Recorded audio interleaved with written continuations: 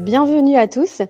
Donc aujourd'hui, comme vous le savez, l'événement sera animé par Mickaël Follin, donc qui représente Live Mentor et qui va nous parler un petit peu de toute la partie stratégie commerciale, comment faire en sorte de faire décoller votre business. Donc je laisse la parole à Mickaël et voilà.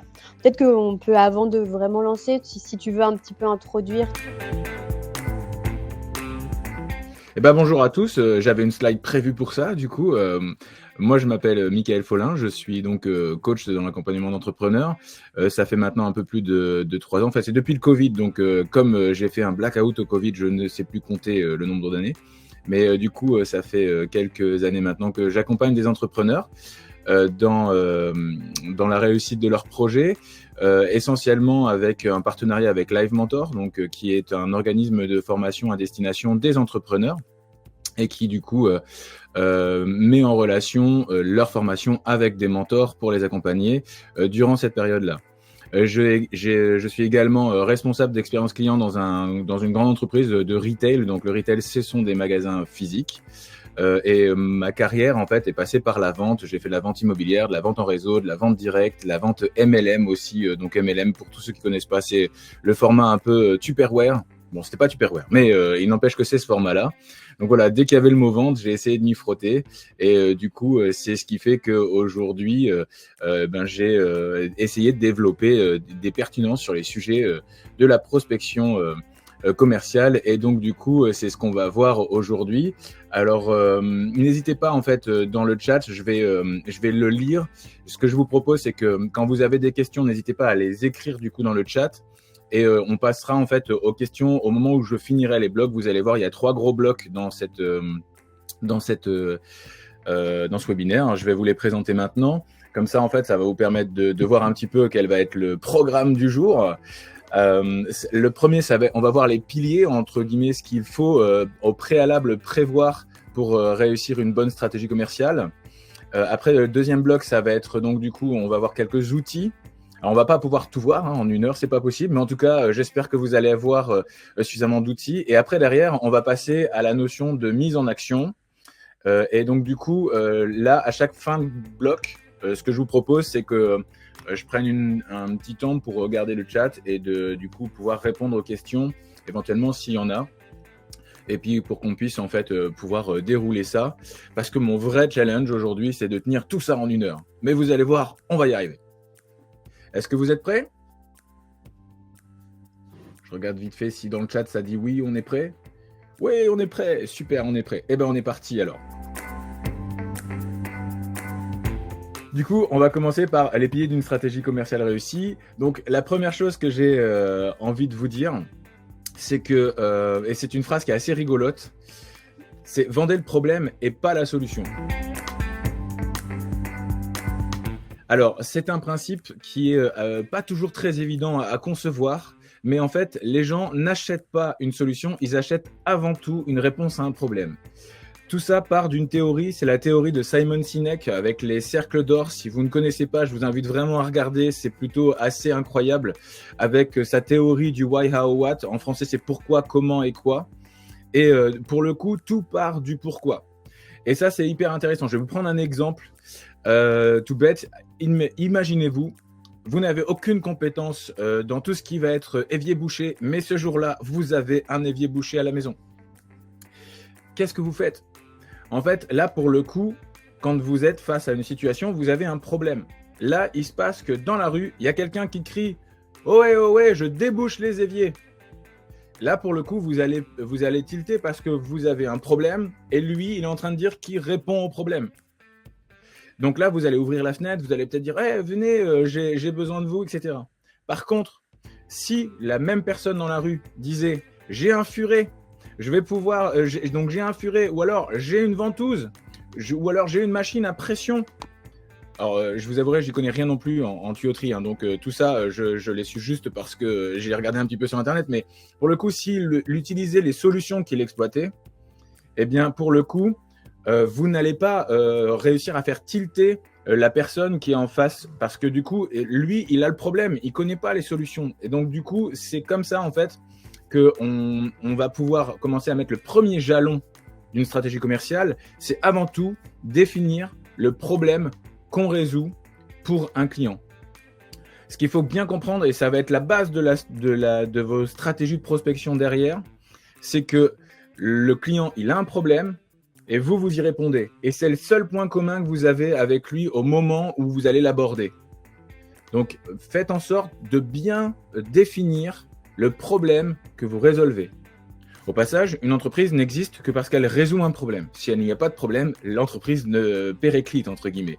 Donc, pour le coup, c'est important. Définissez le problème que vous résolvez.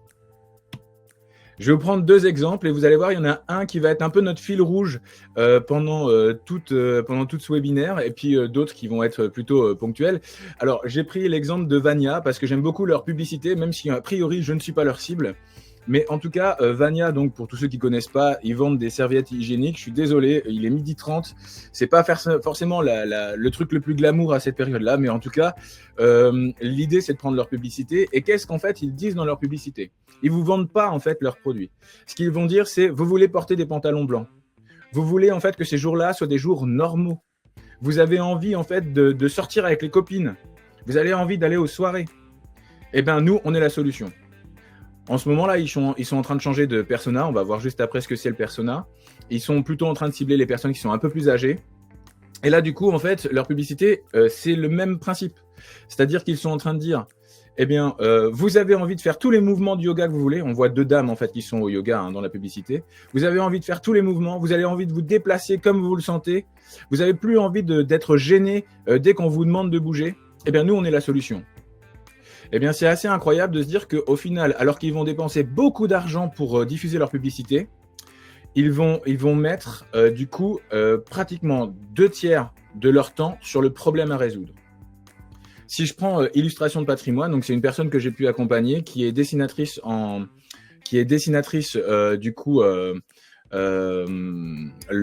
bâtiment. Et donc, du coup, elle fait des dessins pour le patrimoine, pour les personnes qui sont propriétaires de beaux bâtiments. Et pour le coup, elle jusqu'à présent, elle vendait au B2C, donc aux clients directs. Et puis après, derrière, elle a choisi de vouloir changer pour s'adresser aux clients professionnels. Et pour le coup, ce qu'il a fallu faire, c'est d'abord définir le problème qu'elle résout pour, sa nouvelle cible. Et donc, du coup, c'est toujours la même solution, c'est-à-dire qu'elle dessine. Donc, du coup, il faut juste définir le problème qu'elle résout. Et là, elle s'est dit, OK, ben moi, en fait, le problème que je résous, c'est que je vais valoriser les beaux bâtiments et je vais permettre à ceux qui les obtiennent de les faire vivre. Et donc, quand elle a vendu ça, elle a réussi à pouvoir toucher des mairies, des propriétaires de beaux bâtiments, de manoirs, de châteaux, etc. Et pour le coup, il y a la même chose. Donc, du coup, on peut voir le parallèle, donc de se dire, on vend le problème, pas la solution. Et pour le coup, il y a un impact à chaque fois quand vous faites ça. La première chose, c'est que vous êtes pertinent dans les oreilles de celui qui vous écoute. La deuxième chose, c'est que vous pouvez construire un pitch efficace, parce que les pitchs, c'est avant tout la diffusion de la problématique. Vous êtes en train de dérouler quelque chose qui va faire monter l'acceptance, entre guillemets, chez la personne qui vous écoute.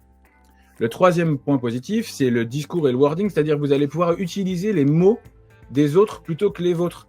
Des fois, quand on est en maîtrise de sa solution, on a une tendance à utiliser les mots qu'on utilise au quotidien, mais c'est pas forcément des mots qui sont compris par votre public cible. Donc, du coup, ça vous permet, quand vous travaillez autour du problème, de pouvoir avoir les bons mots pour adresser votre cible.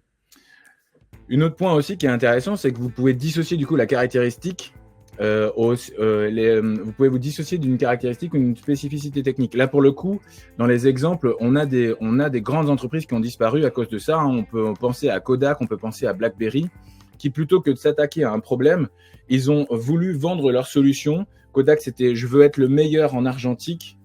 Le BlackBerry, c'était « je veux avoir les meilleurs claviers du monde ». Là, si vous en avez déjà eu, je pense que en effet, à l'époque, pour le coup, les claviers des BlackBerry étaient incroyables. Mais dès qu'il y a eu un changement de technologie, comme en fait, ils n'étaient pas sur un problème globalisé ou générique, ils étaient sur une caractéristique, eh bien, ces entreprises n'ont pas réussi à se réinventer parce qu'ils avaient tout misé sur leurs caractéristiques techniques. L'autre point, c'est que vous ne proposez pas un service ou un produit, mais vous proposez à aider quelqu'un. Et c'est ça qui est intéressant parce que du coup, ça va vous changer votre mindset quand vous allez en fait devoir aller prospecter. C'est pas toujours très évident. Il y en a qui ont même peur d'aller vers la prospection. Et se dire que plutôt que de se dire je vais appeler ou je vais rentrer en contact ou je vais faire une publicité du coup pour vendre mon produit, vous allez en fait être dans un mécanisme inverse au niveau psychologique qui est de se dire je ne vais pas donc appeler pour vendre, je vais plutôt dire excuse-moi, je vais pas appeler pour vendre, mais je vais plutôt appeler pour aider quelqu'un. Comment je peux vous aider? Je sais que vous avez un problème, donc je suis là pour vous aider. Et là, ça a un intérêt aussi pour vous de débloquer quelque part des freins que vous pourriez avoir. Donc, je peux que vous inciter à commencer par essayer de réfléchir aux problèmes que vous résolvez pour votre client, plutôt que de vous concentrer sur la solution. Très souvent, et d'ailleurs c'est le principe de Simon Sinek, les entreprises créent un produit et après cherchent leur cible. Pour le coup, l'idée c'est plutôt de partir du client et d'adapter la solution à ce client-là. Et c'est le point suivant. Connaître son client. Qui il est? Qu'est-ce qu'il dit? Quelles sont ses habitudes? Quelles sont ses habitudes pour résoudre le problème? Et là, ça va devenir intéressant. C'est vraiment une étape clé, c'est connaître son client. Je vais vous prendre un petit exemple. D'ailleurs, ça peut être rigolo. Si par exemple, on sait que par exemple les chirurgiens dentistes ont besoin aujourd'hui de matériel, de matériel de radiographie et compagnie. Si je devais les trouver, ces chirurgiens dentistes, et ben du coup j'essaierai d'exploiter l'idée de où est-ce qu'ils sont. Donc je vais essayer de comprendre comment ils font et à votre avis quel est le hobby d'un chirurgien dentiste. Alors attention, on est dans les stéréotypes, hein, je vous préviens tout de suite. Vous pouvez répondre dans le chat si vous avez envie. Mais en tout cas, l'idée, c'est de se dire quel est le hobby d'un chirurgien dentiste ou d'une chirurgien dentiste. Parce que c'est assez stéréotypé, vous verrez, c'est assez... voilà, je vois que les réponses sont tombées. On est plus ou moins d'accord là-dessus. C'est le golf. Et en effet, il y a des choses qui sont assez intéressantes. C'est que du coup, si moi, je dois vendre ou si je dois cibler un chirurgien dentiste, le fait qu'il y a beaucoup de chirurgiens dentistes qui font du golf, eh ben, je vais m'inscrire au golf. Quelque part, c'est assez intéressant de se dire que les stéréotypes sont utiles parce que du coup, ça permet de construire un persona, même s'il va y avoir des exceptions qui vont confirmer la règle, parce que c'est comme ça, hein, l'être humain, il est ainsi fait, hein, on n'est pas tous pareils, mais il n'empêche que il y a des liens et des grandes directions qui font que aujourd'hui, quand vous voulez adresser un client, les caractéristiques de ces clients-là font qu'ils ont des points communs. Et par exemple, pour le chirurgien dentiste, on a pratiquement tous été d'accord sur la notion du golf. Donc allons-y. Si moi je reprends mon fil rouge avec illustration de patrimoine, il s'est avéré que la majorité des propriétaires de châteaux, aujourd'hui en France, une des caractéristiques, et attention, c'est pas un gros mot de le dire, mais c'est qu'ils sont plus ou moins catholiques tous. Donc quand en fait on a défini le persona et qu'on s'est rendu compte qu'une des caractéristiques communes à tous ces propriétaires de grandes bâtisses, c'était ça, eh bien, où est-ce que se trouvent ces gens-là? Comment je fais pour les adresser avant que le problème n'arrive? Parce que eux, quand ils ont le problème, ils vont commencer à se dire « Ok, je vais aller, je vais essayer de regarder dans mon entourage, etc. Je vais regarder quelles sont mes habitudes. » Et bien connaître son client, c'est ça. C'est de se dire « Ok, quels seront les mots-clés qu'il va mettre dans Monsieur Google quand en fait il va être face à son problème? Où est-ce qu'il se trouve quand en fait le problème émerge ?» Parce que c'est à ce moment-là, en fait, qu'il faut réussir à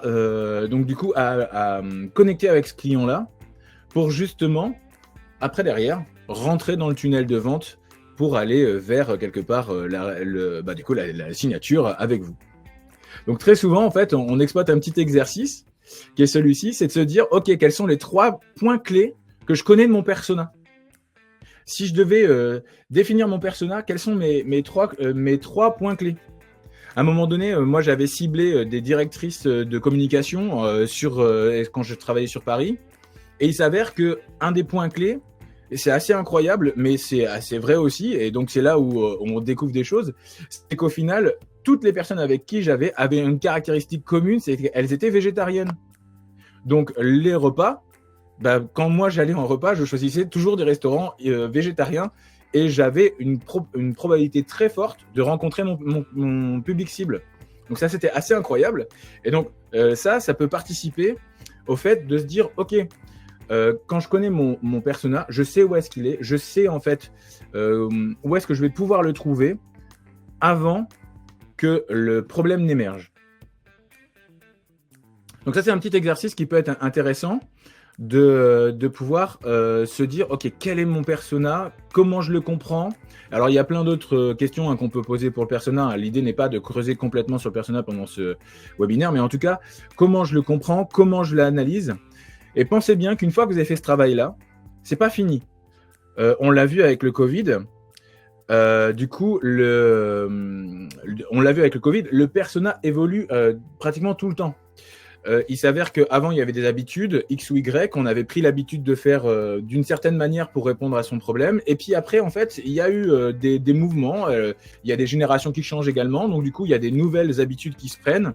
Et donc, du coup, l'idée, c'est de régulièrement prendre contact, parler avec son client cible, ou alors, soit parce que vous l'avez déjà en client, soit parce que en fait, vous allez faire des enquêtes auprès d'eux pour, du coup, voir comment ils sont.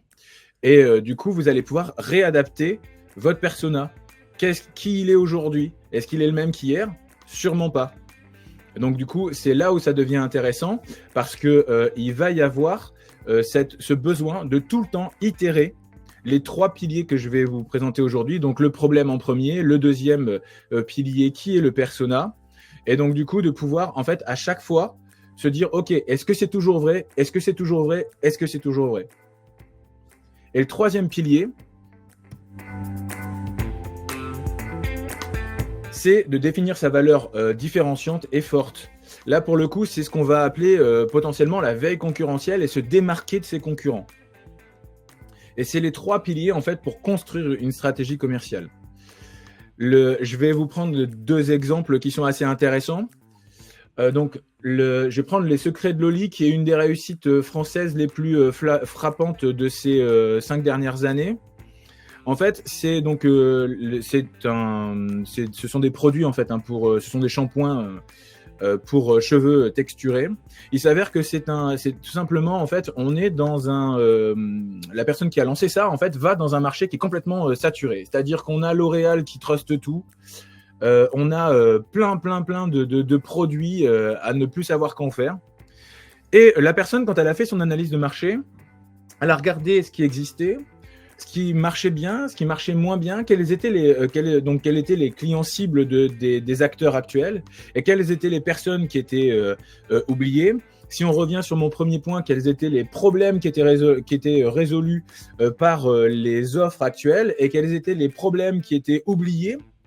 Et là, en fait, elle s'est rendue compte très vite qu'il y avait une partie de la population qui était oubliée, qui étaient les cheveux texturés. Et oui, c'est exact, Eric, ça fait partie de Qui veut devenir mon associé. Et pour le coup, alors qu'on lui prévoyait pas une grande réussite, en fait, elle a réussi à pénétrer le marché grâce au fait de s'hyper spécialiser et donc d'aller sur un endroit en fait où il n'y a pas de concurrence parce que les grands groupes ont préféré ne pas les cibler. Et c'est comme ça en fait qu'elle a pu pénétrer le marché sur un problème qui était non résolu par les solutions qui sont proposées actuellement. Pour illustration de patrimoine, donc notre fameux fil rouge, c'est un peu la même chose. En fait, elle s'est rendue compte qu'il y avait beaucoup d'acteurs pour aider les personnes qui ont des belles bâtisses. On peut penser à tout ce qui est photographie, on peut penser à tout ce qui est vidéo, on peut penser à tous les copywriters qui ont un vrai talent pour mettre en avant par l'écriture la mise en valeur en fait de ces bâtiments. Et il s'avère que le problème qu'elle a rencontré, c'est que la plupart de ces formats-là ne permettaient pas d'être mis sur d'autres formats de type goodies, de type, on peut imaginer donc les cartes postales, on peut imaginer les peignoirs, les choses comme ça, pour du coup toutes les personnes qui ont des beaux bâtiments. Et c'est comme ça en fait qu'elle a pénétré le marché avec toujours sa solution qui est le dessin, mais par contre, elle a proposé en fait un format qui permet en fait d'être réutilisé par son client sur tout ce qu'il veut en termes de support. Et si vous habitez en région parisienne, sachez qu'il y a plusieurs villes de la région parisienne qui ont déjà choisi de travailler avec elle. Et les cartes de vœux essentiellement, eh ben, quand c'est dans le dessin, il s'avère que ça a été les cartes de vœux choisies. Donc en fait, ils ont pris le dessin et ils ont pu la coller. Il y a eu aussi des belles bâtisses sur lesquelles en fait ils font des chambres d'hôtes, sur lesquelles en fait dès qu'il y avait des goodies qui étaient fournis, bah, ça permettait de transposer. Ce qui est plus difficile à faire quand vous avez un format vidéo ou un format image. Donc là, c'est là où en fait, quand vous analysez votre marché, quels sont les problèmes qui sont déjà répondus ou sur lesquels en fait il y a déjà des acteurs et quels sont les problèmes qui sont oubliés, et là ça devient intéressant. On appelle ça d'ailleurs la théorie de l'océan bleu. Si vous avez s'il y en a quelques-uns qui veulent regarder un peu, c'est la théorie de l'océan bleu. Et il y a plusieurs manières du coup de se différencier. Je vous en ai mis quelques-unes et je vais essayer d'être spécifique à chaque fois. La première des possibilités de valeurs différenciantes, c'est l'hyper-spécialisation. Et ça, c'est quelque chose souvent qu'on hésite à faire parce que forcément, quand on fait ça, on passe d'un public qui pourrait être comme ça à un public qui est comme ça. Donc, très souvent, on se dit, mais oui, mais j'adresse moins de personnes. Oui, il y a un adage qui veut qu'à force de courir après plusieurs choses, on n'en attrape au final aucun. Bah, en fait, c'est un peu la même chose. Et je vais vous prendre l'exemple d'un community manager que j'ai pu accompagner, qui du coup avait des vraies compétences là-dedans. Et il se disait, mais comment je fais en fait? Je sais, quand je suis face à la prospection, je ne sais pas définir qui j'adresse. Et là, en fait, on a regardé un petit peu. Alors, quels sont donc du coup les domaines qui te plaisent? Alors, lui, c'était le sport. Il connaissait bien le rugby. Ok, très bien. Bah, du coup, est-ce qu'il y a un problème au niveau du rugby? Donc là, on revient sur le persona, le point d'avant. Est-ce qu'il y a une problématique qui demanderait les compétences d'un community manager pour les rugbymen? Alors là, du coup, il a commencé à sonder en allant au contact donc du coup de ce persona. Et pour le coup, il s'avérait que c'est un sport qui a de plus en plus de mise en avant médiatique. Donc du coup, oui, il y avait ce problème-là. Et pour le coup, il y avait aujourd'hui pas de concurrents ou pas de possibilité pour eux d'être spécifiques. Et très souvent, les clients cibles, en plus, veulent qu'on comprenne leurs problématiques personnelles. Donc, on est plus à l'aise quand quelqu'un parle et qu'il maîtrise quelque part un petit peu l'univers dans lequel on évolue. Donc là, pour le coup, c'est comme ça en fait qu'il a choisi et il est devenu du coup community manager pour les rugbymen. Et c'était beaucoup plus facile pour lui pour la prospection. Il n'y avait pas forcément une concurrence parce que les concurrents étaient très généralisés. Et donc l'hyper spécialisation lui a permis de pénétrer son marché. La deuxième valeur différenciante, c'est la géolocalisation. La géolocalisation, là, souvent, on peut imaginer, par exemple, tous les médecins ou toutes les personnes qui, en fait, ont besoin d'activer cette notion de proximité. Donc, par exemple, on peut imaginer aussi les personnes qui sont prestataires de services et qui veulent cibler les artisans. On sait que les artisans, les commerçants ont une vraie appétence à la notion de régionalité et donc, du coup, de proximité. Et ben dans ces cas-là, la géolocalisation peut devenir une valeur différenciante. Moi, pourquoi je suis différent des autres? Parce que je suis le seul à moins de 5 km. Ça peut être une valeur différenciante. Les valeurs associées, les services associés, c'est aussi une valeur différenciante. On peut l'imaginer, par exemple, dans l'hôtellerie. Quand vous êtes dans un endroit où vous avez deux hôtels, qu'est-ce qui les différencie? Il y en a peut-être un qui va vous proposer les spas, des sports. Il y en a d'autres qui vont accepter les chiens. Il y en a d'autres qui vont prendre des points de vue différents. Mais en tout cas, ce sont les valeurs ou les services associés qui vont permettre peut-être de faire une différenciation avec d'autres. Pourquoi je vous choisirais? Parce que moi, je propose ça en plus. Le service après-vente, on va le voir aussi un peu plus tard. Ça, pour le coup, c'est extrêmement important. Ça peut être une vraie valeur différenciante. Même si tout n'est pas rose, on peut, rappelez-vous pourquoi les gens achètent sur Amazon. La plupart du temps, c'est pas parce que c'est moins cher. Aujourd'hui, il y a même moins cher qu'Amazon, mais c'est souvent à cause du SAV. Zalando a tout misé sur leur notion de SAV pour pénétrer le marché. On va le voir un peu plus tard aussi comment ils ont fait, mais c'est le SAV qui leur a fait pénétrer le marché. Donc pour le coup, ça, c'est une vraie valeur différenciante. Bon, les technologies brevetées, on va pas forcément creuser dessus, mais c'est tout simplement les barrières à l'entrée. C'est ce qui est ce qui pourrait faire votre spécificité, c'est-à-dire, bah moi, je suis le seul à avoir cette technologie-là et elle est brevetée, et donc du coup, vous pouvez pas trouver ça ailleurs. Ça, c'est indéniable. Et après, derrière, vous avez aussi donc le premier sur le marché, c'est-à-dire vous vous initiez. Là, je pense par exemple à Fairmove, qui est une plateforme de tourisme responsable. Ça a été les premiers en France à lancer ça. Et donc, pour le coup, forcément, aujourd'hui, ça leur a permis d'avoir une acquisition plus forte et se différencier en disant, bah, nous, on était les premiers. Donc voilà, là, ce sont des valeurs différenciantes. On n'est pas obligé de prendre toutes les valeurs différenciantes, hein. L'idée, c'est d'en avoir au moins une forte. Et comment on fait ça? Eh bien, donc, du coup, on analyse son marché, on regarde ses concurrents, mais on regarde aussi les alternatives qui peuvent répondre aux problèmes du client. Parce que souvent, on se concentre que sur les concurrents, mais les alternatives sont importantes aussi. Par exemple, si on prend mon fameux illustration du patrimoine, une alternative possible pour la mise en avant du bâtiment, ça peut être le copywriting, alors que ça n'a rien à voir avec du dessin. Donc l'important, c'est de se dire, ok, qu'est-ce qui existe sur le marché? Qu'est-ce que qu'est-ce qu'ils font de bien? Qu'est-ce qu'ils font de pas bien? Quelles sont donc du coup les solutions que moi je peux apporter? Donc je vous ai pris des exemples à nouveau. Alors je viens de me rendre compte que là, en fait, le vrai exemple pour Amazon, c'est plutôt Place des libraires, mais je vais vous le dire pourquoi tout de suite après. Mais là, l'idée, c'est par exemple, je vais prendre le coaching. Aujourd'hui, il y a beaucoup de coachs qui existent à droite et à gauche. Qu'est-ce qui va différencier? Eh bien, tout simplement, ça va être le ciblage et le problème spécifique qui va exister. Donc, si moi, je suis coach et que je me lance, je vais regarder ce qui existe. Qu'est-ce qui est fait, qu'est-ce qui est pas fait, qu'est-ce qui est bien fait, qu'est-ce qui est moins bien fait, qu'est-ce qui est oublié, et je vais cibler du coup ce qui va être oublié.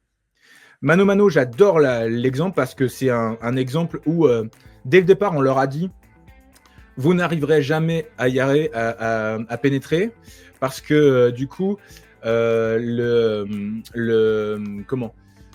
il y avait Leroy Merlin, il y avait Bricorama, enfin je les connais pas tous, mais il y avait beaucoup d'acteurs et pour le coup aucun de ces acteurs-là n'était en progression au moment du lancement de Mano Mano.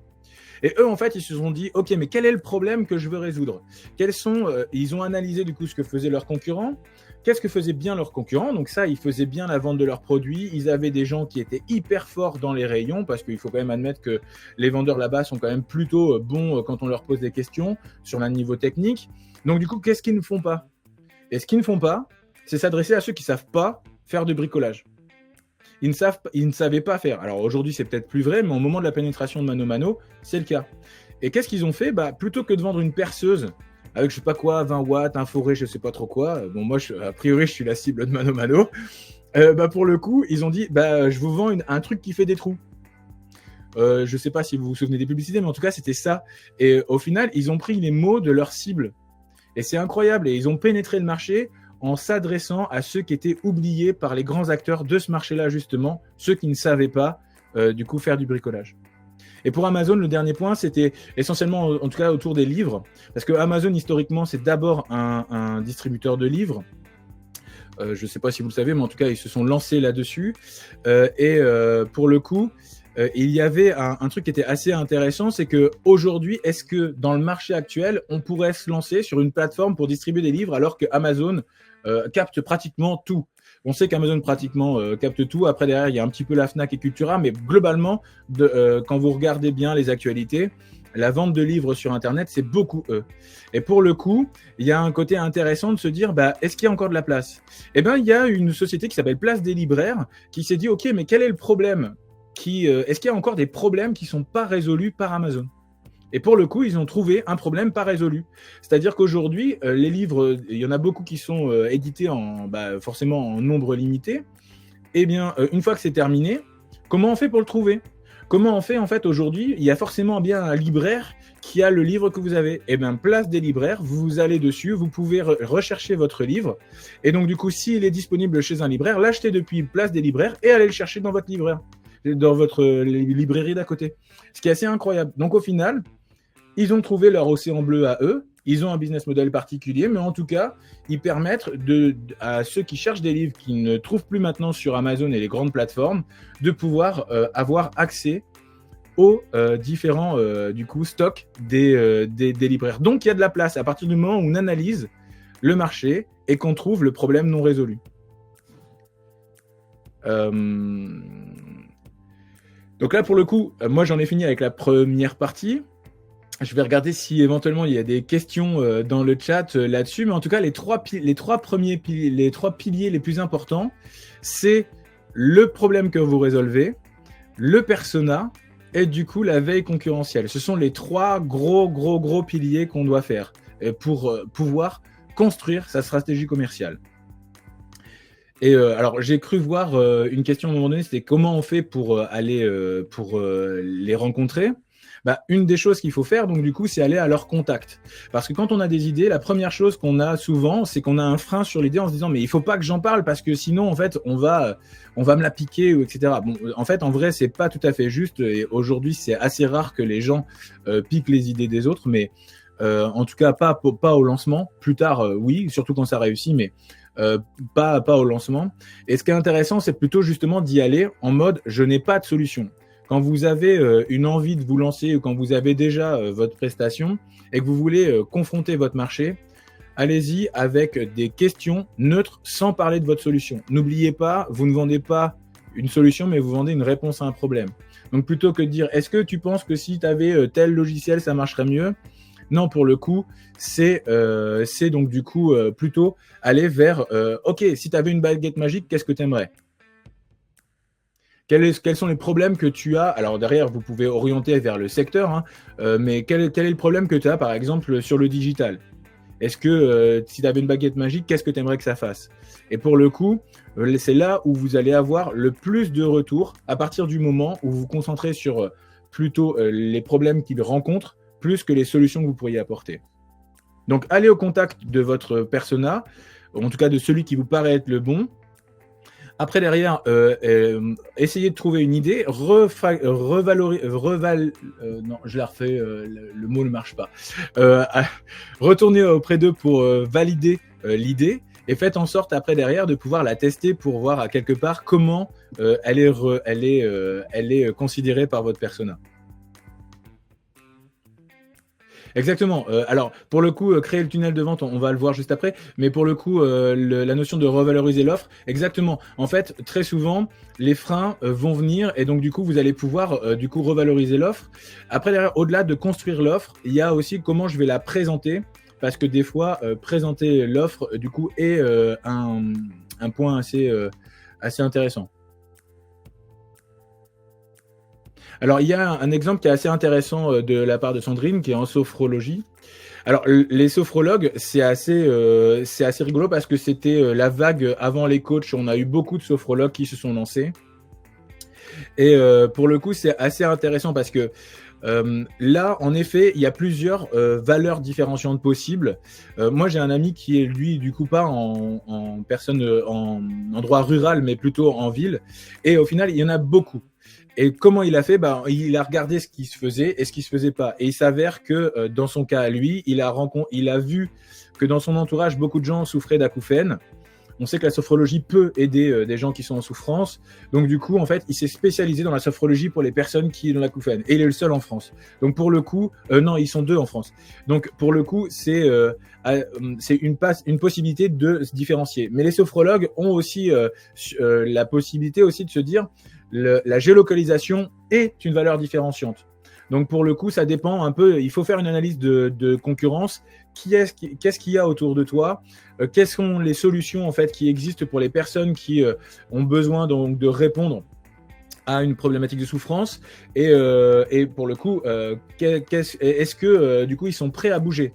Pour la visio, il faut leur poser la question.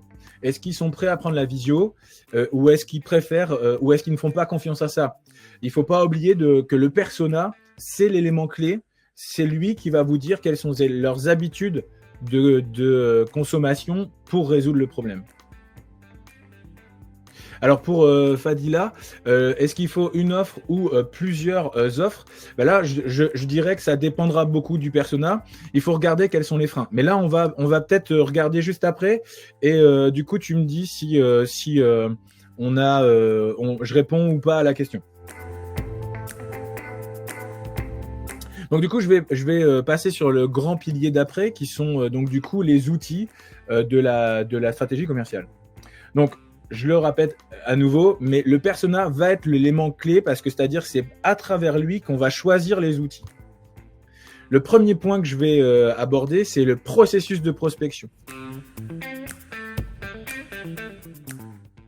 Alors qu'il soit digital ou physique, le processus de prospection, ça doit être un processus avec des étapes simples qui vont amener à chaque fois une action de votre part qui va déclencher une réaction de l'autre côté. Et après, cette réaction-là va devenir l'action numéro 2 pour entraîner du coup une réaction, etc. On appelle ça donc la technique des SMART goals, c'est-à-dire avoir des objectifs petits, mais des objectifs clairs qui permettent justement de facilement les atteindre. Je vais vous donner un exemple généralisé, mais malgré tout pour que vous compreniez un peu les étapes. Donc là, je vous ai mis un processus de prospection un peu type, sachant qu'il s'adaptera à mon avis à 80% des gens, mais c'est pas forcément le cas pour tout le monde. Il y aura peut-être des étapes en plus ou des étapes en moins.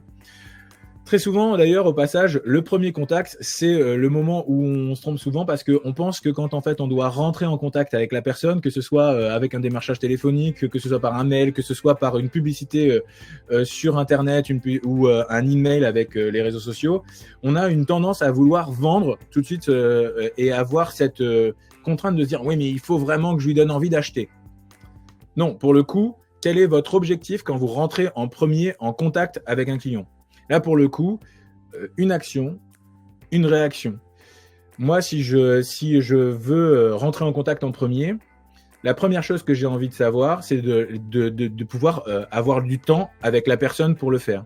Donc là, c'est le rendez-vous. Si vous êtes dans du e-commerce, on peut très bien imaginer, venez voir mon site internet.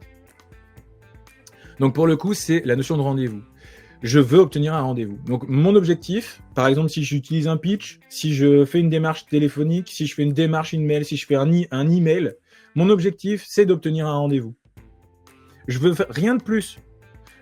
Si la personne après derrière, elle veut enchaîner tout de suite, très bien, mais je veux rien de plus. Donc déjà, ça va vous permettre de vous enlever une charge mentale très forte, mais surtout, le rendez-vous. Après, deuxième étape, je prends le rendez-vous, donc c'est mon action, c'est ma réaction. Je prends mon rendez-vous. Qu'est-ce que j'attends de mon rendez-vous ? Eh bien, en fait, je veux découvrir mon client ou cerner son problème. Donc, je vais cerner son problème. Donc là, par exemple, sur tout ce qui va être sophrologie, pour reprendre l'exemple, on peut très bien écrire qu'est-ce qui vous motive, du coup, quelles sont les souffrances que vous voulez traiter.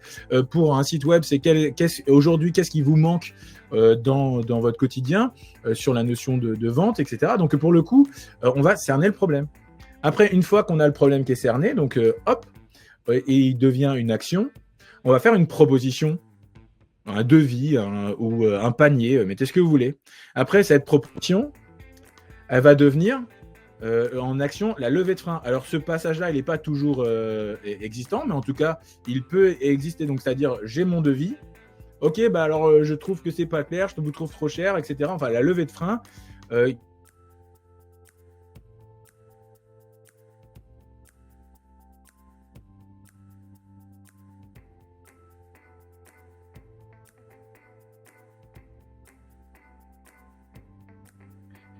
Est-ce que vous m'entendez ? Là, c'est bon, c'est revenu ? Ok, parce que j'ai eu un message bizarre. Ok, très bien. Allez, on y retourne. Donc, du coup, la levée, je crois que j'étais à la levée de frein. Vous me dites si on était à la levée de frein, c'est ça ? Avant que ça n'arrive ? Ouais, super. Donc, du coup, on a la levée de frein. La levée de frein, qu'est-ce que ça fait ? Une fois qu'on a levé les freins, normalement, ça emmène à la signature. Et la signature, du coup, souvent en fait on se trompe parce qu'on se dit bah voilà, j'ai signé, j'ai fait j'ai eu mon client, etc. Bon, la signature en fait emmène le départ de la relation avec le client. Donc du coup après vous allez avoir ce système de feedback, de recherche de comment ça s'est passé, etc. Et ce feedback là va pouvoir potentiellement vous faire retourner tout en haut du processus de prospection pour que ça soit presque une boucle sans fin.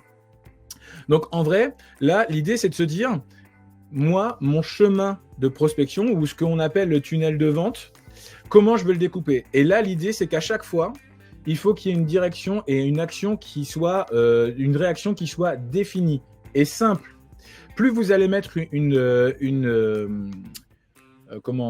réaction attendue compliquée, plus vous allez compliquer votre parcours d'achat et plus vite vous n'allez pas comprendre en fait pourquoi ça marche pas. Donc décomposez tout le chemin pour du coup vous dire ok là je vais faire ça, puis après du coup ça va permettre de faire ça. Donc par exemple je vais envoyer un email ou je fais une newsletter. Qu'est-ce que j'attends? C'est quoi le call to action, le passage à l'action que j'attends à la fin de ma newsletter? Qu'est-ce que je veux qu'il fasse le client?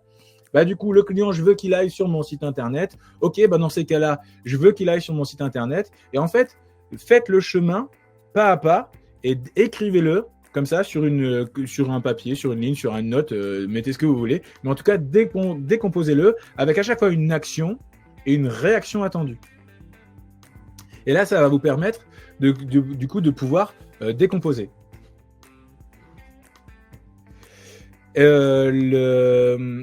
Encore une fois, ce processus-là, il va falloir à chaque fois, en fait, quelque part, du coup, l'itérer. On va voir, ça va être le troisième pilier de comment je le change, je le modifie.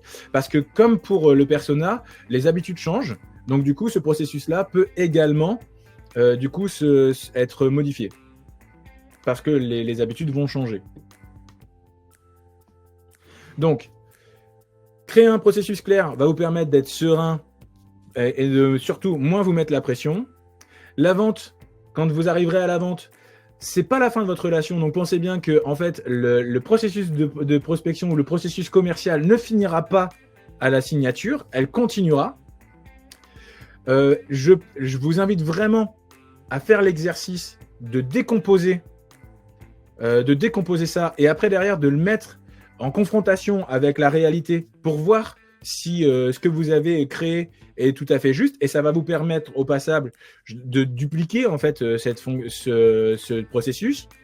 Et rappelez-vous surtout que quand vous rentrez en contact pour la première fois avec quelqu'un, c'est pas pour lui vendre quelque chose, c'est pour l'aider à résoudre un problème. Ça décoince beaucoup de choses dans la tête. Le deuxième outil qu'on va voir, c'est ce qu'on appelle les relances. Alors, je vous ai mis une petite phrase, je vais vous la lire. Vendre une fois, c'est bien, mais un client fidèle, c'est une source de revenus à long terme. Relancez vos clients après une vente, proposer des offres personnalisées et créer un programme de fidélité sont des solutions du coup hyper intéressantes. Donc, on va voir en fait ce que sont les relances aujourd'hui et quels sont les types de relances pour que vous puissiez en fait aussi être en maîtrise. C'est un outil extrêmement important. Je vous en ai mis 4. Alors, il en existe plus, mais pour le coup, je vous en ai mis 4. Je vous ai mis la relance de suivi initial. Elle s'appelle comme ça parce qu'en fait, ce sont les relances qu'on a au tout début quand en fait, on rentre en contact avec un client. Et pourquoi je l'ai mis? Parce qu'en fait, je voudrais vous partager un point important. C'est que dans la notion de relance, le point le plus important, c'est d'avoir la main sur le temps. Quelqu'un en fait avec qui vous rentrez en contact, ou alors qui vous a dit je suis intéressé, mais au final quand en fait vous le contactez, il vous dit bah j'ai pas le temps, pas maintenant, plus tard, etc. Bah souvent en fait on a tendance à dire bah n'hésitez pas à me rappeler quand ça sera le cas. Là en fait quand vous faites ça, vous n'êtes pas en maîtrise du temps. Le mieux c'est de dire bah je comprends, je comprends très bien, vous avez besoin de combien de temps pour réfléchir, etc. Et donc du coup de fixer une date. Ça va avoir deux intérêts. Le premier c'est que vous allez pouvoir vraiment mesurer du coup l'envie chez le client en face de pouvoir répondre à son problème. Et le deuxième point, c'est que plutôt que d'appeler en disant bonjour, je vous dérange pas, ou je vous envoie un mail comme ça, un peu comme une bouée à la mer, vous allez dire bah, comme prévu, je reviens vers vous. Donc vous allez passer d'un côté à je suis désolé, je vous dérange, à je suis un professionnel et je vous rappelle comme prévu. Et ça, c'est extrêmement important. Donc à chaque fois en fait que vous êtes en contact avec un client, l'idée, c'est de se dire, OK, avec un petit fichier de suivi, je suis rentré en contact avec ce client-là. Du coup, ma prochaine action, elle est quand? Si vous ne savez pas répondre à ça, c'est qu'il y a eu un petit raté dans la notion de relance. La relance de devis, là, pour le coup, je l'ai mis parce que souvent, quand on envoie un devis, on l'envoie et puis on attend qu'il se passe quelque chose et après, derrière, on va rappeler... Là, pour le coup, j'ai envie de vous dire que le prix d'un devis, c'est un rendez-vous. Chez moi, les devis sont jamais gratuits. Alors, je parle pas d'argent. Le prix d'un devis, pour moi, c'est un rendez-vous. Et pourquoi je dis ça? Parce que, en fait, souvent, quand j'envoie un devis, moi, tout de suite, je dis à un client, bah écoutez, je vous envoie le devis ce soir, ou je vous envoie le devis, je sais pas, vendredi, peut-être pas vendredi soir, jeudi soir. Est-ce que vous êtes disponible le lendemain pour qu'on puisse se capter pour savoir si vous l'avez bien reçu et si vous avez des questions sur ce que vous avez lu? Et là, pour le coup, je prends acte d'un rendez-vous le lendemain. L'idée n'est pas donc du coup de tout de suite transformer le lendemain, mais c'est pouvoir être sûr qu'il l'a et de pouvoir faire les premières levées de frein. Là, quand je rappelle le lendemain, bah, pour le coup, je vais pouvoir avoir les premiers sentiments du client. Ah bah oui, je trouve ça lisible, je comprends tout ce que vous avez marqué, etc. Et là, dans ces cas-là, bah, il y a souvent le critère prix qui peut arriver, les différentes objections qui arrivent. Et donc là, je fais, souvent ça se transforme en levée de frein. Et après, derrière, ah bah, je vais avoir besoin d'un peu de temps pour réfléchir. Super, je comprends ça. Dans ces cas-là, quand est-ce que vous seriez disponible? Donc, je le refais à nouveau. Et du coup, je reprends un autre rendez-vous, une autre date, et je peux les rappeler à date. Et comme prévu, je vous rappelle. Et ça permet en fait d'avoir le point. Le deuxième point qui est intéressant, et ça, je l'ai beaucoup constaté avec des artisans, par exemple, qui vendaient leurs prestations, c'est que souvent, il y a la mise en concurrence qui arrive pour les personnes qui veulent traiter avec vous. Et quand vous avez un rendez-vous, il y a une forme de frein chez le client d'accepter un autre devis avant que tous les choix, en fait, tous les rendez-vous qu'il a pris soient passés. Donc, ça vous permet en fait d'avoir encore la main, même sur la notion de concurrence, de pouvoir avoir fixé un rendez-vous, parce que la personne va moins avoir tendance à accepter un devis avant de vous revoir à nouveau au téléphone.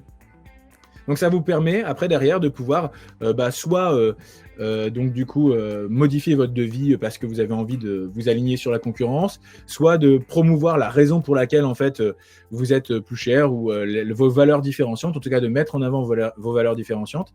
Et en tout cas, avoir un rendez-vous va vous permettre de pouvoir maîtriser le parcours de votre client. Donc la relance de devis, c'est extrêmement important de la ponctuer avec des rendez-vous. La relance de relance, alors là pour le coup c'est « Ah bah j'ai pas encore eu le temps, j'ai reçu votre devis, j'ai besoin de réflexion, etc. » Vous allez vous rendre compte que beaucoup de gens ne savent pas dire non. Et ça, c'est souvent le cas. Les gens ne disent pas non. Donc ils disent « Ah bah je sais pas encore, j'ai besoin de réflexion, etc. » En fait, ils fuient le non. Là pour le coup, je ne peux que vous inciter dans votre fichier de suivi, si vous êtes dans ce modèle-là de relance, de faire une forme de décompte. Alors moi, j'utilise des étoiles, par exemple. Donc moi, un client, quand en fait il arrive dans mon tunnel de vente, je lui donne 4 étoiles. Et à chaque fois qu'il me dit « Ah, j'ai besoin de plus de temps, j'ai besoin de plus de temps, j'ai besoin de plus de temps », bah, du coup, en fait, je lui enlève une étoile. Et quand j'arrive à une étoile, cette fois-ci, je considère qu'en fait, le client est plutôt en train de vouloir me dire non. Ça devient chronophage pour moi, donc c'est non rentable. Donc pour le coup, je vais lui dire, bah écoutez, n'hésitez pas à revenir vers moi. Donc là pour le coup, je vais lui faire ce que je vous ai dit de pas faire avant, mais je vais lui faire ça parce que pour moi en fait, il est en train tout simplement de me dire non, mais il n'ose pas le dire. Donc ça peut être une technique pour éviter en fait de courir tout le temps après des clients et avoir l'impression que en fait en vrai, on a toujours un potentiel alors que c'est pas le cas. Donc n'hésitez pas à faire une forme de décompte. Et après, derrière, dernièrement, j'ai découvert aussi une technique qui peut être intéressante, donc je vous la partage avec vous. C'est sur le dernier point, que ce soit par mail ou par téléphone ou par messagerie instantanée. C'est de se dire que le dernier, l'approche, c'est pas alors est-ce que vous avez réfléchi, mais plutôt d'être dans un truc de renoncement, donc avec une question type du style avez-vous renoncé à votre projet? Et là, en fait, ça crée une forme de sentiment d'urgence en face. Et pour le coup, ça ranime un petit peu, mais ouais, est-ce que j'ai besoin du projet? Plutôt que de dire, est-ce que vous avez encore besoin de moi, etc. Donc, ça peut être une tournure de phrase qui peut être intéressante dans la dernière relance de relance. Oui, c'est ça, Christian. C'est des fois pas évident de se dire qu'il faut accepter de clôturer, mais pourtant, à un moment donné, en fait, ça vous prend votre temps. En fait, la prospection, c'est du temps, donc du coup, il faut que vous acceptiez qu'à un moment donné, la personne, en fait, elle est juste en train de vous dire non, mais elle n'a pas encore osé le dire. Et enfin, la relance post-achat, ça, c'est un point extrêmement important. Donc, on l'a vu tout à l'heure, c'était le feedback. Et on va le voir juste après avec le dernier pilier de la stratégie commerciale qui est le Customer Care. Là, pour le coup, c'est de se dire, OK, j'ai vendu mon produit, j'ai fait ma prestation, je ne sais pas trop quoi encore. Pour le coup, vous avez à chaque fois ce qu'on appelle les courbes de satisfaction.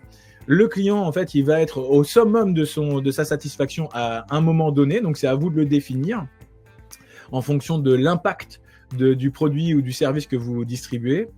Et pour le coup, à ce moment-là, l'idée, c'est de se dire, OK, je reviens vers vous. Comment ça se passe?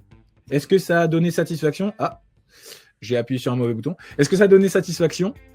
Est-ce que du coup, est-ce que vous rencontrez des problèmes? Et là, du coup, vous allez pouvoir faire une relance post-achat pour pouvoir avoir le feedback de la personne et pouvoir, pourquoi pas, soit proposer des services annexes, pour pouvoir, pourquoi pas, faire de la recommandation. Là, souvent, la recommandation est extrêmement intéressante à cette phase-là. Pourquoi pas proposer une solution d'assistance s'il y a une difficulté. En fait, en gros, vous allez pouvoir continuer. Et vous allez pouvoir, du coup, rentrer dans ce phénomène de fidélisation. Celui-ci, cette relance-là, il faut quelque part la créer, l'institutionnaliser pour qu'en fait, vous l'ayez en automatique pour tous vos clients. Tous vos clients doivent avoir une relance post-achat. L'achat n'est pas la fin de l'interaction.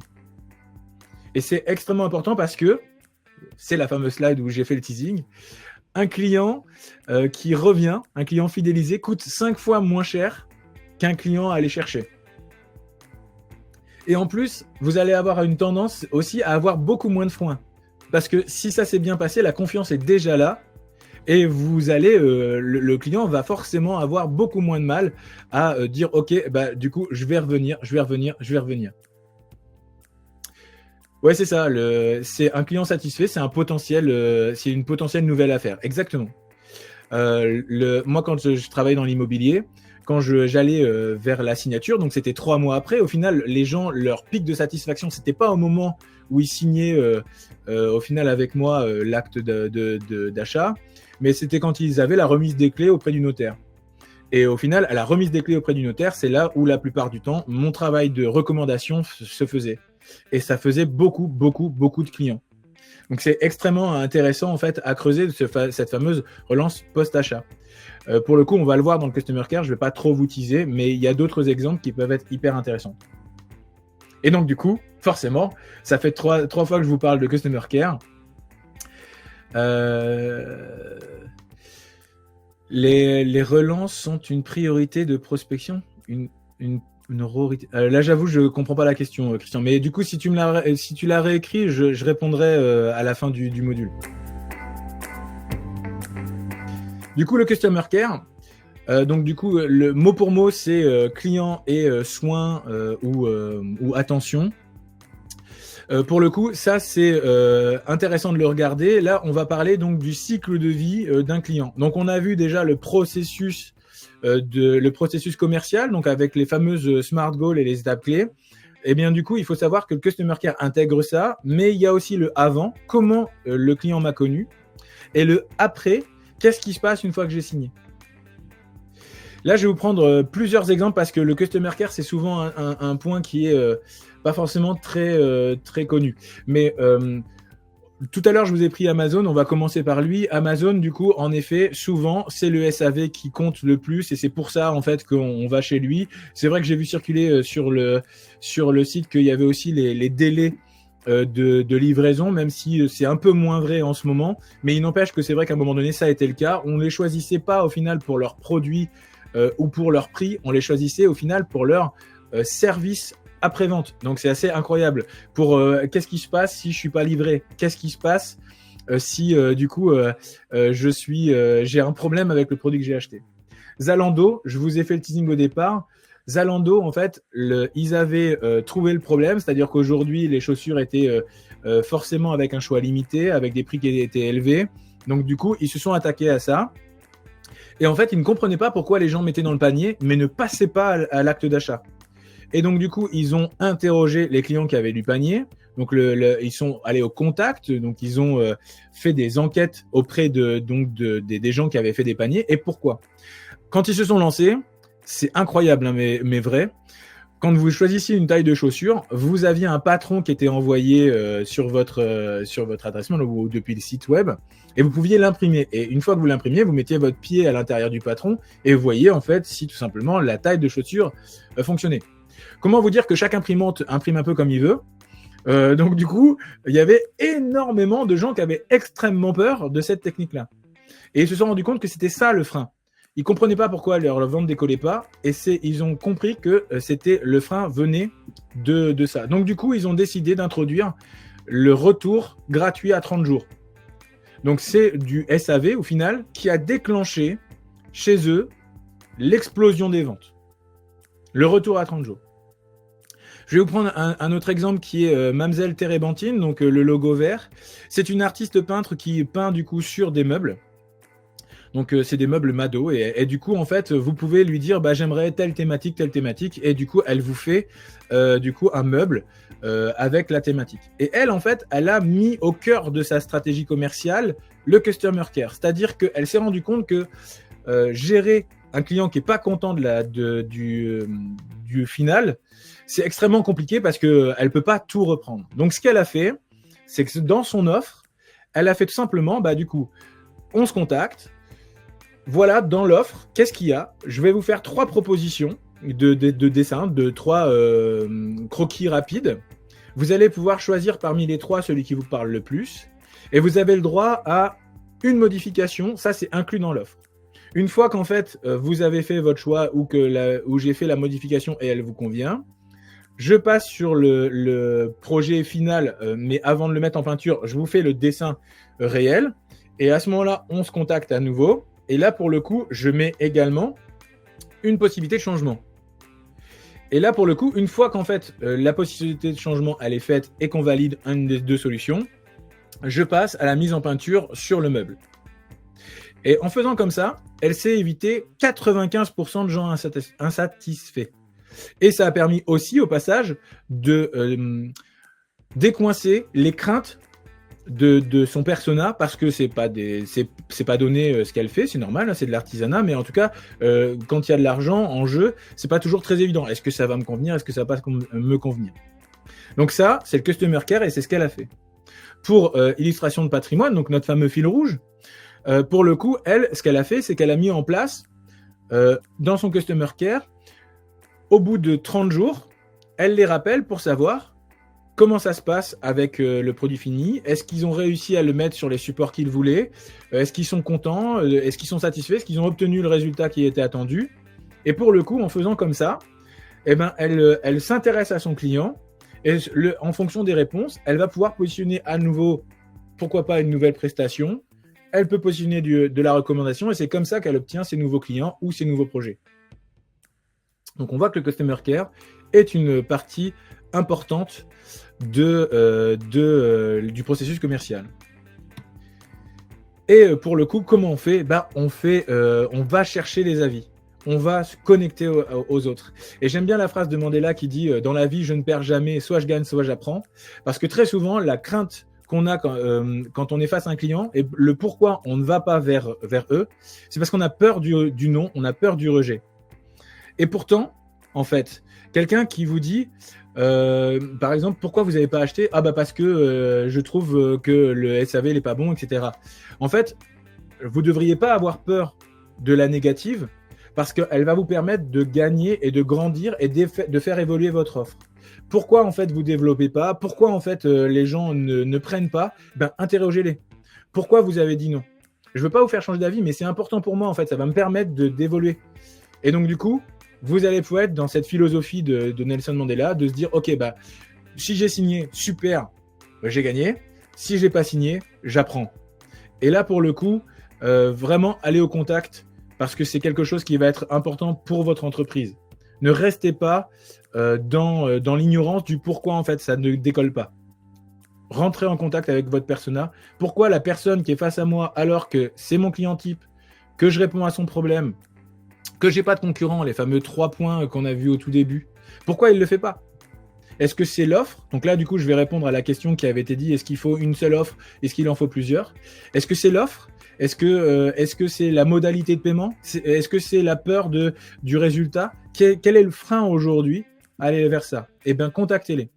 Et comme ça va vous permettre d'itérer l'offre et de faire en sorte que la prochaine fois, comme un peu Mademoiselle Térébenthine, vous puissiez tout de suite avoir une offre qui intègre les freins de votre client cible. Là, j'ai fini du coup ce module-là. Je vais regarder s'il y avait des questions. Alors, il y avait Christian qui disait les relances de fait en font une priorité de prospection. Oui, en fait, c'est plutôt un outil dans la prospection plus qu'une priorité. Mais par contre, ce qui est sûr, c'est que la relance post-vente ou post-achat est extrêmement important parce que souvent, elle est oubliée. C'est-à-dire que moi, j'ai accompagné beaucoup de designers, de graphistes qui, une fois qu'ils ont fini leur projet, avec X ou Y personnes, bah, du coup, au final, ne viennent pas à la recherche de est-ce que ça va? Est-ce que vous avez pu du coup répondre à la problématique? Est-ce que ça a fait vous avez obtenu vos objectifs? Est-ce que vous les avez atteints? Là, pour le coup, cette question-là n'est pas posée. Et donc, du coup, en fait, quelque part, ils se servent un peu toujours du 1er janvier pour envoyer les vœux et de se dire, bah tiens, je vais faire une relance un peu type 1er janvier, comment ça va? Ouh, il y a encore quelqu'un. C'est un peu, du coup, un peu mal maîtrisé. Par contre, se dire, OK, je vais, du coup, quelque part, créer un processus avec une relance post-achat, avec un temps qu'il faut définir, hein, puisqu'il faut voir quel est le temps d'impact. Ça peut le faire. Là, je viens de finir un accompagnement avec une personne qui fait de la formation sur LinkedIn pour les entreprises. Pour le coup, l'idée, c'est que après derrière, on a regardé quel était le temps d'impact de cette formation pour voir à quel moment les premiers résultats pouvaient se voir pour le client. On a défini que c'était 3 mois aussi d'ailleurs. Et ben pour le coup, on a défini qu'il fallait avoir un rappel à 3 mois. Et là, du coup, soit pour faire une prestation supplémentaire, soit un petit refresh, etc. Et c'est important. Ouais. Et là, pour le coup, on va passer au dernier gros module qui est le passer à l'action. Là, c'est pareil. Alors là, pour le coup, c'est pas un module en fait d'apprentissage, c'est plutôt une invitation à faire. C'est important de passer à l'action. Ce n'est pas celui qui réfléchit le plus qui gagne, mais celui qui agit, teste et ajuste. J'aime beaucoup cette phrase parce qu'en vrai, c'est la réalité. Vous allez peut-être vous dire, mais pourquoi il n'a pas parlé d'outils de prospection comme les tracks, les mails, etc. Parce que la première chose que j'ai à vous dire, c'est que tous les outils fonctionnent. À partir du moment où vous choisissez un outil qui est en pertinence avec votre persona, si par exemple votre persona, c'est des personnes qui ne vont jamais sur Internet, pourquoi utiliser du coup du digital? Si ce sont des personnes qui vont jamais sur, Facebook, pourquoi vous utilisez Facebook? Et le fait que vous maîtrisiez Facebook n'est pas un argument. Donc du coup, se dire, tous les outils de prospection fonctionnent. Moi, à un moment donné, j'ai fait du tracting, donc la distribution de tracts. Moi, ma statistique, c'était, j'avais un client pour 1000 tracts. Donc, si je voulais un client, je savais qu'il fallait que je donne 1000 tracts. C'était comme ça, c'était la stratégie de la masse. C'est un outil de prospection de masse. Pour le coup, je le faisais. À un moment donné, j'ai accompagné quelqu'un qui faisait de la prospection via LinkedIn en email. Eh bien, l'hyper spécialisation et donc le travail en amont du persona lui permettait d'avoir un ratio de 80% de prospects parce que en fait, il ciblait une très petite population qu'il avait extrêmement bien définie et donc du coup, il avait sa statistique. Dès que vous allez vous mettre en action, l'important c'est d'avoir des outils de mesure. Mettez-vous avec des outils de mesure qui vont vous permettre de se dire ok, cet outil-là fonctionne, cet outil-là ne fonctionne pas sur mon persona, celui-là donne tel résultat mais c'est pas les résultats attendus, donc du coup c'est peut-être mieux de le faire. Ça va vous permettre aussi de mois à mois de pouvoir réajuster pourquoi celui-là ne marche plus alors que celui-là marchait bien avant, et donc du coup de pouvoir vous mettre en action. Et là pour le coup, agissez, testez et ajustez à chaque fois. Quel est l'outil de prospection qui marche le mieux? Eh bien, c'est à vous de le découvrir. Mais par contre, comment on le découvre? En essayant. C'est celui qui va venir et qui vous dira, vous savez quoi, j'ai la solution magique. D'abord, la première chose, c'est que ça se saurait. Et le deuxième point, c'est peut-être que c'est pas tout à fait vrai. Donc, pour le coup, à chaque fois, réajustez et interrogez votre persona. sur ses habitudes pour que justement vous puissiez avoir une pertinence dans les outils. Il y a une image souvent qui vient régulièrement qui dit que le lion c'est le roi des animaux et souvent dans les pays africains c'est aussi un symbole de persévérance. Et je me suis posé la question de pourquoi en fait c'était un symbole de persévérance. Et il s'avère que le lion, enfin plutôt la lionne, parce que le lion en fait ne va jamais chasser, il laisse la lionne le faire, mais en fait le lion quand il va chasser, eh ben il ne tape sa proie qu'une fois sur 7. Donc en fait en vrai il a, si je me trompe pas, 13% de réussite. Donc ça veut dire que le roi des animaux, il est à 13% de réussite. Si vous êtes à plus de pourcents que ça de réussite, vous êtes mieux que le roi des animaux. Le nom fait partie du jeu. N'ayez pas peur du nom. Le nom, c'est juste une statistique de plus. Quand vous avez un nom, c'est normal. Le lion, il a 6 noms et il a un seul oui. Donc surtout, n'ayez pas peur de prendre des portes entre guillemets parce que les portes, c'est tout simplement la statistique. Ne le prenez pas comme un refus. Donc, mettez-vous en action parce que c'est quelque chose qui va vous donner envie de continuer. Souvent, en plus, les craintes sont liées à l'inaction et à ce qu'on projette dans ce qu'il y a après. Alors que quand, en fait, on se lance, on voit qu'au final, c'est pas si difficile que ça. Au final, le non, à partir du moment où, quelque part, en fait, ça fait partie du jeu, que vous l'exploitiez aussi pour dire « Ah, ok, est-ce que je peux vous demander qu'est-ce qui vous bloque, etc. » Vous allez vous rendre compte qu'en fait, les gens sont pas si méchants que ça. Et hop, ça va vous donner envie d'y retourner. Donc, mettez-vous dans l'action parce que l'action va être votre moteur de progression. Et je vais finir par ça parce que j'ai un petit peu dépassé déjà le timing. Mais j'ai envie de vous interroger sur, ok, maintenant que vous avez vu tout ça, quelles sont les actions que vous allez faire aujourd'hui pour vous avancer? Prenez un papier, prenez un engagement. Quelles sont les actions que vous allez mettre en place pour que vous puissiez en fait avancer? Alors j'ai vu qu'en effet Christian embarquait relire le programme, très bien, pourquoi pas. Mais en tout cas, ça veut dire que quelque part ça vous a aidé. Voilà, définir votre persona, c'est très bien. Prenez votre engagement. C'est vous, vous êtes le chef de votre entreprise. C'est vous le responsable. Donc du coup, prenez votre engagement. Mais surtout, ne vous dites pas, j'ai besoin d'être parfait pour vous lancer. Si vous prenez toutes les grandes entreprises qui sont existantes aujourd'hui, aucune ne fait la même chose qu'ils faisaient au moment de leur lancement. Apple vendait des ordinateurs. Aujourd'hui, ils sont peut-être plus connus sur la vente de téléphones. Sony, c'était des papetiers. Netflix, c'était des loueurs de cassettes vidéo. Amazon, c'était des distributeurs de livres. Pour le coup, n'hésitez pas à vous lancer et c'est le marché qui vous fera évoluer parce que vous allez toujours utiliser les fameux 3 piliers qu'on a vus au départ qui vont vous permettre de continuellement vous mettre à niveau. Moi, j'en ai fini. Éventuellement, moi, ça me dérange pas s'il y a quelques questions et que Charlotte dit c'est OK. N'hésitez pas à poser vos questions du coup dans le chat. Et merci pour les feedbacks que vous m'avez donnés, c'est super. Alors, pour le B2B, ce qui est rigolo, c'est que souvent, en fait, on veut... Alors, je rebondis un peu sur la question de Christophe. Souvent, en fait, on oublie que le B2B, ça reste la même chose. C'est-à-dire qu'on a parlé de persona, et souvent, quand on parle de persona, on pense à une personne physique. Mais en vrai, dans le B2B, c'est la même chose. C'est-à-dire qu'en fait, il y a forcément un responsable de ça. Si, donc là, c'était Total Energy, l'exemple. Et bien, dans ces cas-là, en fait... Donc ça veut dire qu'il y a une prestation de service où il y a un produit à vendre. Donc quel est le produit, quel est le problème qu'on résout et du coup quelle est la personne qui est concernée dans l'entreprise. Et là dans ces cas-là, les techniques c'est de regarder quel est leur poste et de voir après derrière sur LinkedIn quels sont, comment ils se présentent sur LinkedIn et le poste, de prendre du coup l'intitulé de poste. Et après derrière de se dire au final cette personne-là reste un persona. Donc elle, quel est son problème? Son problème, c'est de résoudre telle problématique pour son entreprise. Et en fait, on revient à exactement la même chose. Un persona B2B est exactement la même chose qu'un persona B2C. Ça reste un être humain. La seule différence, c'est que le problème est peut-être un peu différent parce qu'il est indirect. Mais en tout cas, et on va passer par ça. Je vous avais dit comme exemple qu'à un moment donné, je devais aller confronter à des directrices de com. En fait, elles étaient toutes embauchées.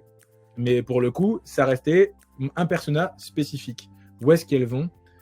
quelles sont leurs habitudes, quelques étapes dans Monsieur Google. Souvent d'ailleurs, c'est de la recommandation, ça va être leur agent, ça va être leur carnet d'adresses qui va fonctionner. Bah, comment je rentre dedans? Donc en vrai, Christophe, c'est la même chose, c'est de se dire mon persona, qui il est, quel est le problème qu'il a à résoudre.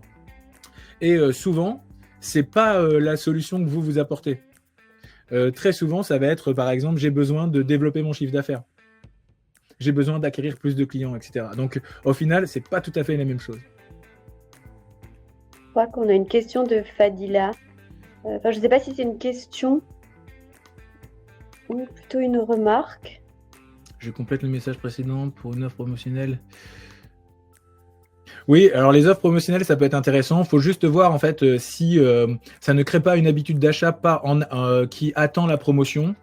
Ce qui est intéressant, c'est de travailler avec les échelles de valeur aussi. Ça peut être une solution intéressante. Vous voyez, par exemple, je vais prendre, par exemple, l'événement d'aujourd'hui, il est sponsorisé par Live Mentor également. Donc, du coup, Live Mentor a une échelle de vente, en fait. C'est-à-dire qu'ils vont commencer par un bloc qui est complètement offert. J'aime le mot offert plutôt que gratuit parce que quand vous utilisez gratuit, ça n'a pas de valeur en fait en vrai, mais offert c'est intéressant. Puis après, ils ont la possibilité de pouvoir s'abonner à leur livre, enfin leur journal qui s'appelle Odyssée, où en fait c'est une petite somme du coup que vous sortez, donc du coup ça vous permet de rentrer progressivement dedans dans est-ce que cette entreprise peut m'aider. Puis après, ils vont vous offrir vous proposer les vidéos de formation. Et puis après, ils ont l'offre ultime qui est la formation accompagnée par un mentor. Et donc, pour le coup, c'est une échelle de valeur. Après, derrière, si vous faites de la promotion, attention, Samsung a arrêté, par exemple, de faire ces promotions-là parce qu'ils se sont rendus compte que leurs personas n'achetaient que quand ils étaient en période de promotion. Donc, regardez juste est-ce que c'est un déclencheur? Moi, j'ai plutôt tendance à vouloir dire que si vous voulez faire une promotion, faites un service qui n'existe pas. Faites pas un service complet. Vous voulez faire un truc à moitié prix, bah du coup, faites à moitié de service. Quel process idéal de recommandation, quelle approche avoir avec le client qui vous recommande? Alors pour la recommandation, je vais vous inviter peut-être à regarder peut-être ma chaîne YouTube parce que je pense pas que je vais avoir le temps de tout dire, mais pour la recommandation, ce qui est sûr, c'est que n'hésitez pas à parler de moi autour de vous ne fonctionne pas, ou alors c'est trop aléatoire. Donc du coup, préférez plutôt aller à la recherche donc du coup de l'information. Servez-vous de cette fameuse courbe de satisfaction. À quel moment le client il est le plus satisfait, parce que c'est à ce moment-là, quand vous allez faire votre relance post-achat, que vous allez pouvoir, plutôt que de dire parlez-moi autour de vous, de pouvoir dire plutôt est-ce que vous avez d'autres personnes qui aimeraient vivre la même expérience que vous. Et là du coup récolter des numéros à ce moment-là. D'ailleurs, Michael, oui, si tu peux donner ta chaîne YouTube, comme ça permettrait, on nous a demandé… C'est mon nom, c'est mon nom, Michael Follin, pour le coup, c'est assez simple pour le coup. Éventuellement… Je vais trouver le lien et je vais le mettre sur le… oui, ok. Parce que je ne sais pas dire si je change d'onglet, ça va faire sauter le… Ah, non, normalement non, mais je vais essayer de trouver.